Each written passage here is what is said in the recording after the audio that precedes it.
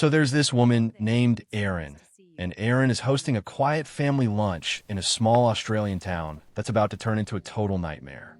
See, back in 2023, Erin invites her estranged in-laws and their relatives over for a nice, homemade beef Wellington. Her husband was supposed to be there too, but at the last second, he decides not to go. And honestly, that move probably saved his life.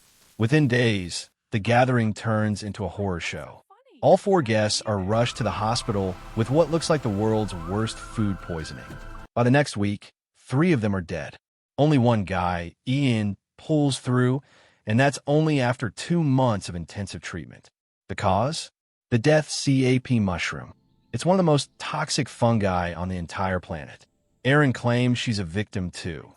She says she bought the mushrooms from a local grocer and even went to the hospital with stomach pains.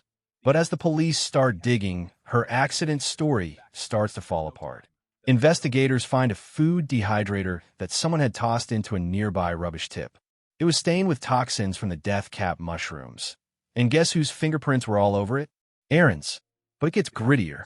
It turns out Erin had lied to her in-laws, telling them she had terminal cancer just to get them to show up for a final reconciliation.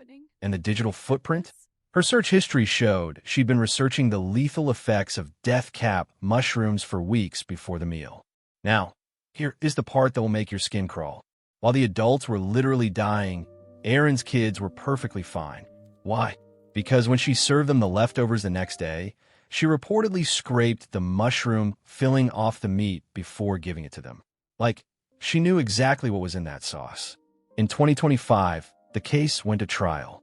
Erin insisted it was just a tragic mistake from foraging, but the jury wasn't buying it.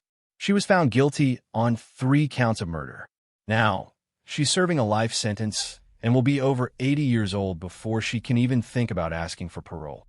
It's a story that proves sometimes the most dangerous thing in the room isn't the monster in the woods. It's the person serving you dinner.